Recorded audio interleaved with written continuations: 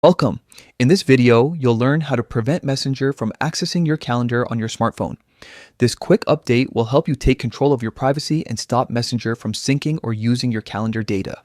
Follow these simple steps carefully, and you'll be all set in just a minute. First, open your phone's settings.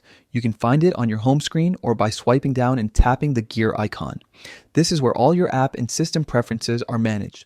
Next, scroll down and tap on apps. On some phones, this section might be called App Management or Applications. It's where you'll see a list of every app installed on your device. Now, from that list, find and tap on Messenger. This will open Messenger's app info page, where you can manage how the app interacts with your phone's features. Once you're inside Messenger's settings, tap on Permissions. This section shows all the things Messenger is allowed to access, like your camera, contacts, microphone, and of course your calendar. These permissions control what kind of data the app can use while it's running. Under Permissions, look for the calendar option and tap on it.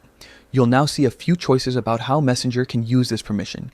To stop it from having any access, simply select Don't Allow. Once you make this change, Messenger will no longer be able to read or use your calendar information, and that's it. You've successfully blocked calendar access from Messenger.